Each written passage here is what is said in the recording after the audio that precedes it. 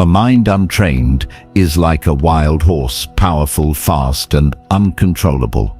It runs toward every distraction, panics at the faintest sound, and can destroy not only the rider, but the path itself. Yet, when the mind is tamed, disciplined, and awake, it becomes the most noble companion.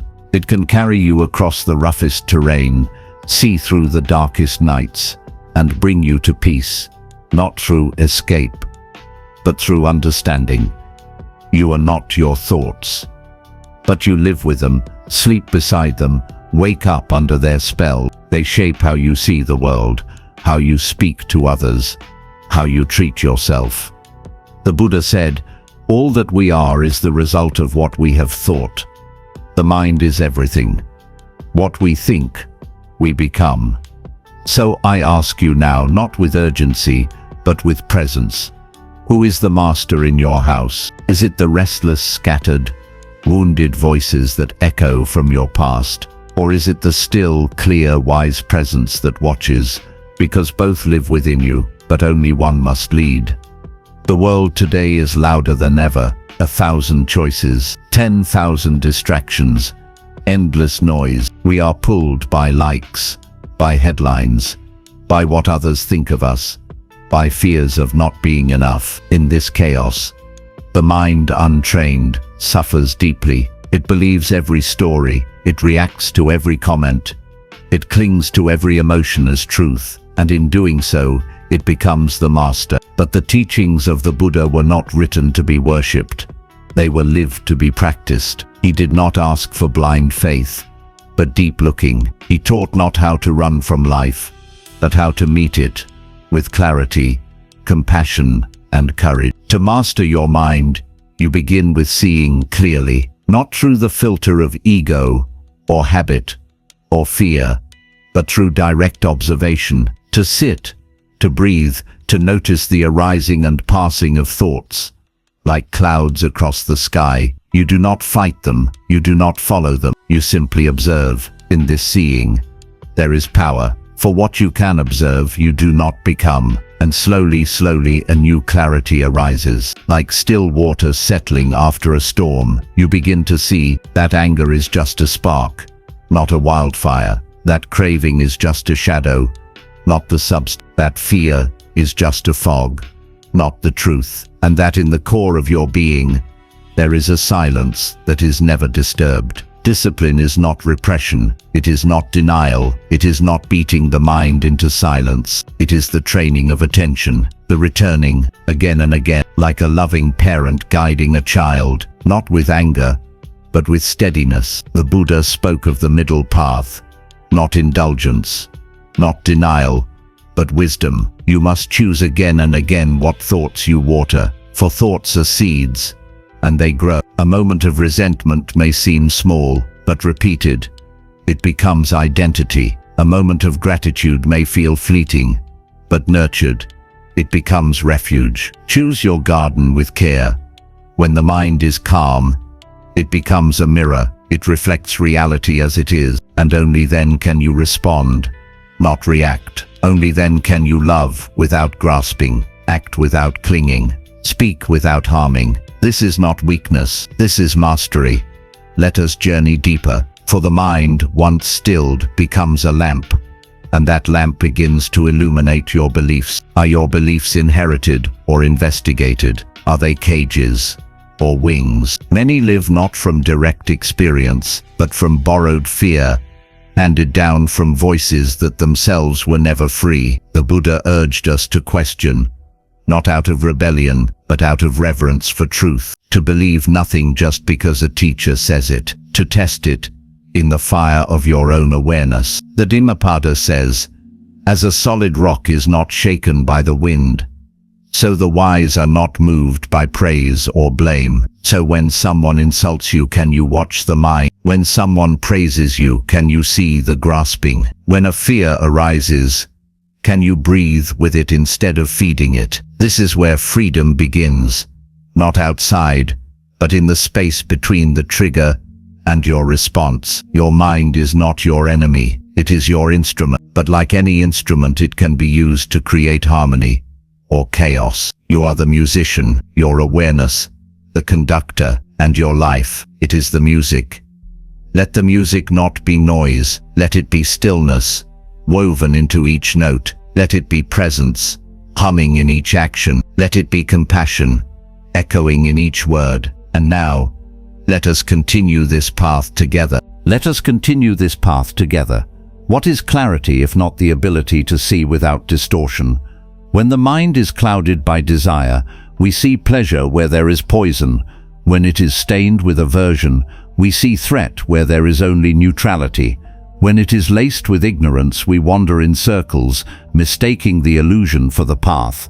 And so the training of the mind is not the suppression of thought, it is the purification of perception. This is why mindfulness was not a trend to the Buddha. It was not a temporary relief from stress. It was the gateway to liberation. To walk this path, you must become intimate with the present moment, not as an idea, not as a slogan, but as your home. For how often do you truly live here? Most people are sleepwalking in the museum of their memories or projecting fantasies into a future that never arrives.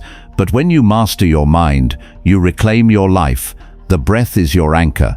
It is always with you, never leaves you, and yet most live their entire lives without ever truly meeting it. When you return to the breath, you return to now, and now is the only place suffering can end, the only place joy can bloom, the only place love can be born again. Inhale and notice the miracle of life flowing in. Exhale and let go of everything you are not. You begin to realize that you have always been whole, that the chase, the grasping, the pretending were the illusions. And this insight does not make you passive, it makes you powerful, because a clear mind is not one that avoids action, it is one that sees the right action. And what is the right action? It is action rooted in wisdom, not impulse, in compassion, not anger, in clarity, not confusion, in service, not selfishness. It does not arise from needing to prove yourself, or win, or dominate. It arises from the stillness at the center of your being, the place that cannot be bought, threatened, or lost. The Buddha did not promise a life without difficulty. He did not say the waves will stop. He taught you how to surf them, to see suffering not as punishment, but as teacher, to meet pain not with resistance, but with awareness, to walk through fire and emerge not burned, but bright. This is why he taught the Four Noble Truths, not as doctrine, but as map. There is suffering, there is a cause to suffering, there is an end to suffering, and there is a path to that end. It begins always with seeing, and then letting go. Letting go is not weakness, letting go is not giving up, letting go is understanding that to hold on to what poisons you is not strength, it is delusion. So what do you need to release today? A story you tell yourself about not being good enough, a grudge that has calcified in your chest for years, an attachment to how life should have been. Whatever it is, it has already taken enough from you. You don't have to carry it any further. The mind will resist. It will say, "But this is mine." That pain becomes identity. That fear becomes comfort. That anger becomes fuel. But none of these are your essence. You are not your wounds. You are not your roles. You are not your reputation. You are the awareness behind them, the sky, not the storm. And so you return again to the breath, to presence, to truth. And in this truth, you begin to cultivate right view, right understanding. You see the world not as you wish it to be, but as it is. You recognize impermanence, not as tragedy, but as liberation. The flower blooms, and then it fades. The sun rises, and then it sets. You breathe in, and one day you will breathe out for the last time. But this is not cause for despair. It is the invitation to live awake, to waste no time on hatred, to delay no love, to withhold no forgiveness, because each moment matters. Discipline, then, is not rigid control. It is remembrance, a remembrance of what matters, of what leads to peace, of what leads to suffering. Each day, you are presented with hundreds of moments where you can choose to react from conditioning or respond from wisdom. That is your true power, not in what you control, but in how you meet what you cannot control. A master of the mind does not seek to dominate the world. They seek to understand it, and in doing so, they become unshakable. Imagine, someone insults you, and you do not flinch. Someone praises you, and you do not cling. A storm arises, and you remain rooted. This is not numbness. This is maturity. This is equanimity. It does not mean you do not feel. It means you feel fully and are not swept away. And how do you cultivate this strength? Through practice. Daily, humble, courageous practice. Not when it is convenient, not when life is easy, but especially when it is not. To wake before the sun and sit in silence. To walk slowly with full awareness of your feet on the ground. To speak only when your words are more beautiful than your silence. To listen deeply without preparing your reply. This is not romantic, it is not glamorous, but it is sacred because it rewires the very structure of your being. And over time, the scattered mind begins to settle. The reactive mind begins to listen. The frightened mind begins to trust. And the wise mind, the one that has always been there waiting, begins to lead. You begin to notice the shift, not only within yourself, but in how life meets you.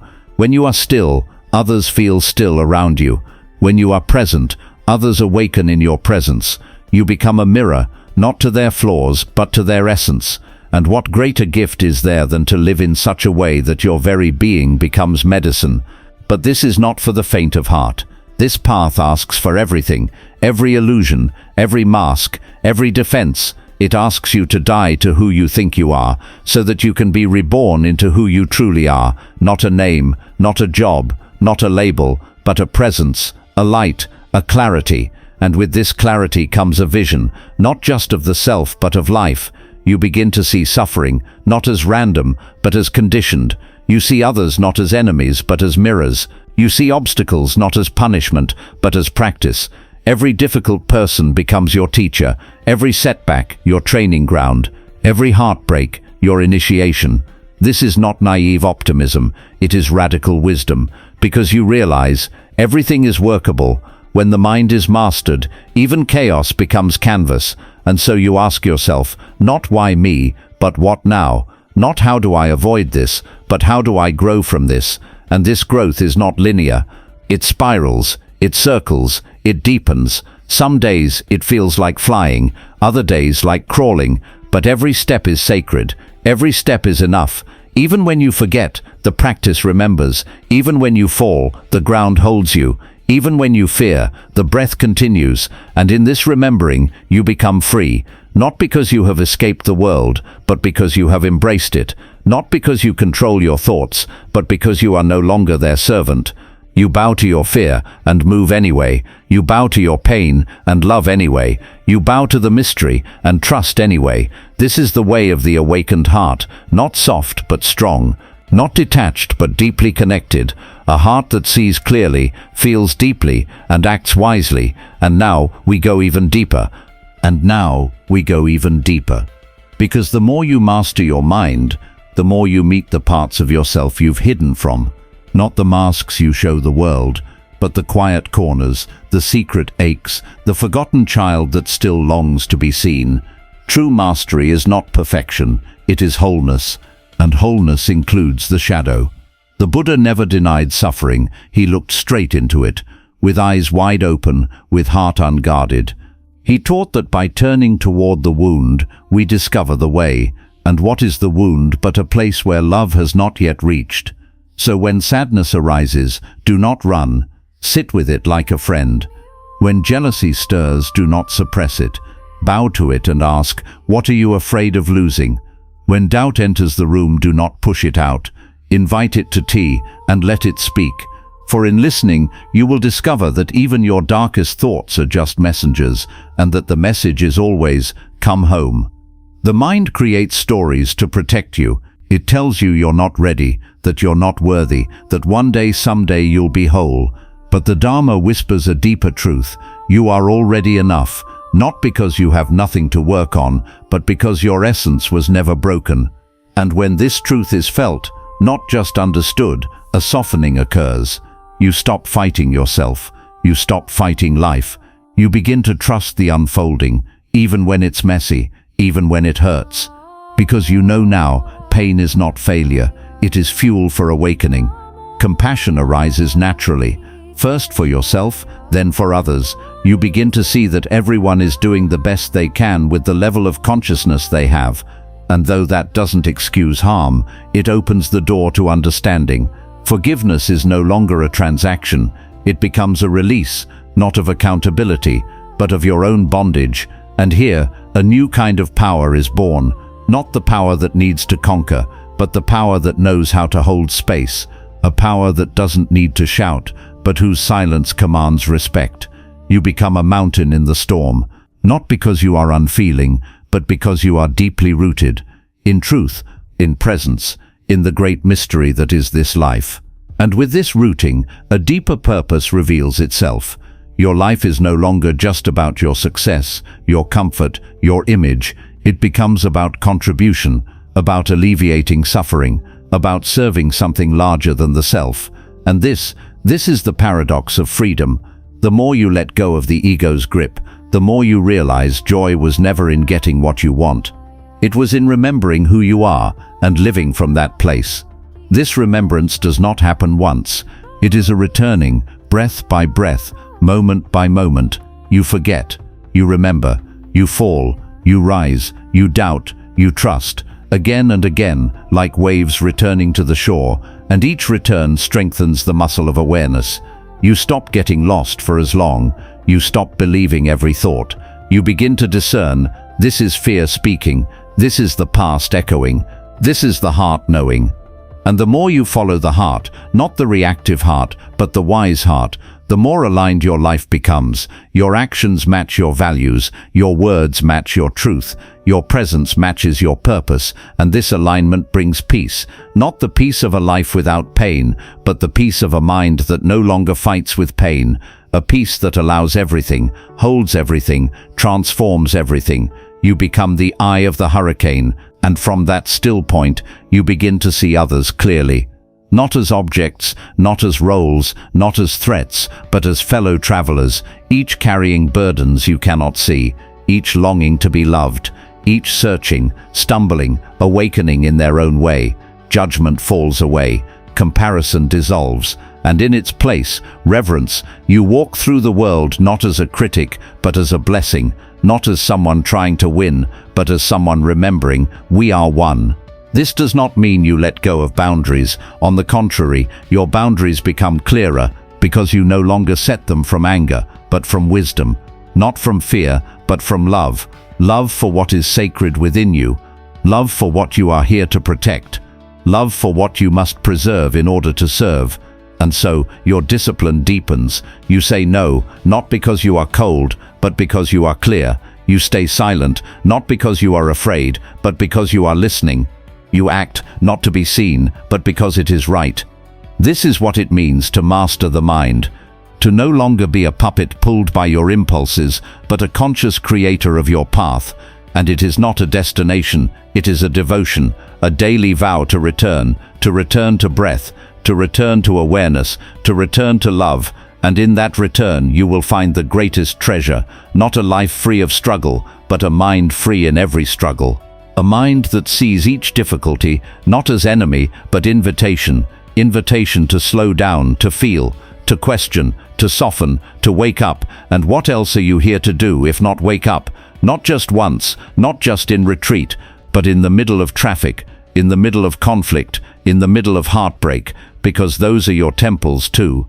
The sacred is not only found in silence, it is found in the mess, in the mundane, in the moment you choose presence over panic, clarity over chaos, compassion over control. And when you forget, because you will, remember, forgetting is not the end, it is the beginning of returning. And when you return, do it gently, no shame, no punishment, just breath, just this moment. That is the secret, that is the path, that is the liberation the Buddha pointed to, not in another life, but in this one, right here, right now, with this breath.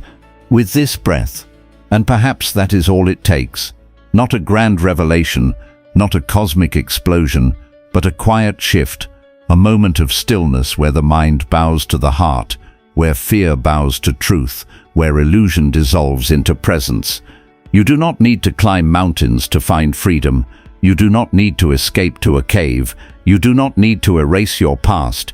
You need only this, to return to the seat of your own awareness and remain as the witness, unmoved by praise, undisturbed by blame. Remain as the ocean, holding the waves of anger, joy, sorrow, ecstasy, without drowning in any of them. Remain as the sky, spacious enough for every storm, yet never touched by the rain. This is your true home, the place before thought, before name, before I and mine. The Buddha never asked you to become something more. He invited you to become less distracted, less reactive, less entangled in the stories of the mind. So you may become more empty, and in that emptiness, more full than ever before, full of clarity, full of silence, full of a peace that cannot be taken because it was never given by the world. Let others chase, let the world spin, let the noise rise. You stay, you breathe, you watch, and from that stillness, speak only what uplifts, touch only what heals, do only what aligns, because you have remembered what they forgot, that the greatest power is not in controlling the world, but in mastering the mind. And when you do, you become the flame that no wind can blow out. You become the lotus that blooms untouched by the mud. You become the quiet presence in the room that changes everything without saying a word. That is the gift of this path, not glory, not gold, but peace, real peace, a peace born from knowing.